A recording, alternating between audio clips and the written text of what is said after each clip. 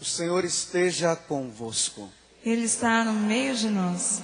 Proclamação do Evangelho de Jesus Cristo segundo Marcos. Glória a vós, Senhor. Depois que João Batista foi preso, Jesus foi para a Galileia, pregando o Evangelho de Deus e dizendo: o tempo já se completou e o reino de Deus está próximo. Convertei-vos e crede no Evangelho. E passando à beira do mar da Galileia, Jesus viu Simão e André, seu irmão, que lançavam a rede ao mar, pois eram pescadores. Jesus lhes disse: segui-me, e eu farei de vós pescadores de homens. E eles, deixando imediatamente as redes, seguiram a Jesus. Caminhando mais um pouco, viu também Tiago e João, filho de Zebedeu, estavam na barca consertando as redes, e logo os chamou. Eles deixaram seu pai Zebedeu na barca com os empregados e partiram, seguindo Jesus. Palavra da salvação. Glória a vós, Senhor.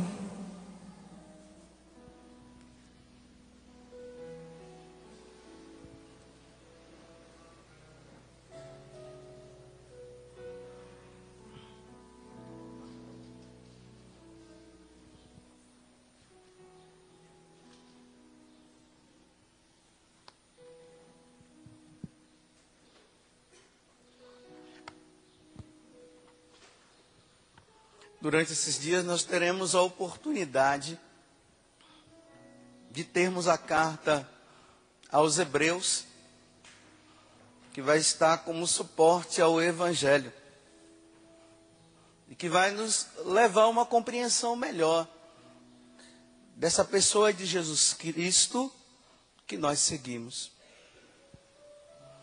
Hoje uma pergunta que nós vamos fazer ao Evangelho é a seguinte. Aqui por 2 vezes falam que Simão e André seguiram a Jesus e depois Tiago e João seguiram Jesus.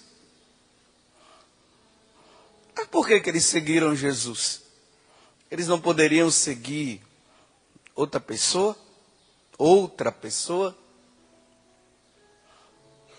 Hoje nós vivemos num mundo onde nós encontramos uma diversidade de religiões que estão por aí. Dentre todas essas religiões, existe o cristianismo. E não nos enganemos quanto a isso. Tem muitas. Se você for consultar, você vai encontrar vários nomes de religiões com os seus respectivos fundadores. E aqui eu não estou falando de religião, da religião cristã. E dentro do cristianismo nós temos os pentecostais e nós temos os evangélicos. Eu não estou me referindo aos cristãos, porque os evangélicos são cristãos, os pentecostais são cristãos, os católicos são cristãos. Eu estou dizendo de religiões que estão por aí. E que se fala até uma coisa, se diz assim, que todas as religiões levam a Deus. E todo mundo que tiver na sua religião vai para o céu, vai se encontrar com Jesus, com Deus, ou com o Deus que cada um tem.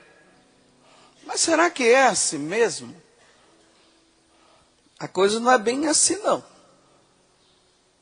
Por isso que nós, que declaramos que somos cristãos e que somos batizados, nós não podemos de forma nenhuma entrar na onda das outras religiões. Mas por quê? Por mais que as pessoas não entendam, mas a religião certa é o cristianismo. Jesus mesmo ele se declarou dizendo assim: eu sou o caminho, a verdade e a vida. Todo aquele que crê em mim, o que crê em mim, vai ao encontro do Pai. Vai ao encontro do Senhor. E quem é que crê nele? São todos aqueles que se declaram ser cristãos. Porque nas outras religiões, Deus não se revelou como ele se revelou na nossa. Lá com Abraão, com Isaac, com Jacó. Até chegar na pessoa de Jesus Cristo que nós comemoramos nesse dia no Natal. Então, gente, olha, precisa existir dentro da nossa cachola, da nossa cabeça, alguns conceitos em relação aos seguidores de Jesus, que precisa ficar bem claro para nós, para que ninguém possa nos seduzir. Eu não sei, vocês devem conhecer pessoas que conviveram com vocês, que hoje elas dizem que elas não são mais cristãs, que elas abandonaram a igreja, e que elas estão seguindo agora uma energia que está por aí. E que estão agora no meio dos matos, quem sabe, embaixo de uma árvore, tentando captar alguma coisa dessa árvore, que vai trazer muita paz. E que talvez esteja subindo nas grandes montanhas e ficando lá em cima para entrar em contato com o universo. Mas que universo é esse? E agora, e são pessoas que foram batizadas, que comungavam, que talvez tenha participado de algum grupo de casal, de jovem, da renovação, e que agora eles estão dizendo: eu encontrei o meu lugar. Bem, eles encontraram, não sei como, mas eles encontraram. Mas isso significa que, por eles acharem que tenham encontrado, nós devemos também ir? Não. E não basta somente ter a Bíblia na mão. É preciso ter claro, por que eu sou cristão? Por que eu sigo Jesus Cristo? E por que eu digo que Jesus Cristo é o meu Senhor? Por que eu digo que Jesus Cristo é o meu Salvador? E por que eu digo que Ele é Deus? Bem, primeiramente, como eu disse agora, né, não basta ter somente a Bíblia, mas não basta ter somente a Bíblia dentro de casa, em cima de uma mesa, bem no centro da casa, aonde nós mesmos que nos dizemos cristãos não pegamos e não lemos. Mas e quem não sabe ler? Precisa ouvir. Pede para alguém que sabe ler, lê para você. A base está aqui. É na Sagrada Escritura, porque na Sagrada Escritura Deus, Ele mostra como Ele se revelou, para que nós não andemos em busca de outros deuses e em busca de outras filosofias, e talvez até porque lá as pessoas até dizem assim: eu estou sentindo muita paz. Não é questão de sentir paz não, gente. Interessante que Jesus disse que Ele não veio trazer paz, né? Ele veio trazer espada. Ah, porque agora eu estou sentindo uma paz depois. Não é isso não. Jesus, Ele é a paz. E Ele dá paz. Mas só que no mundo, aonde as pessoas não querem aceitá-lo, aí nós entramos na guerra Entre aspas, né? Não é guerra de pegar arma e sair por aí. Não é nada disso.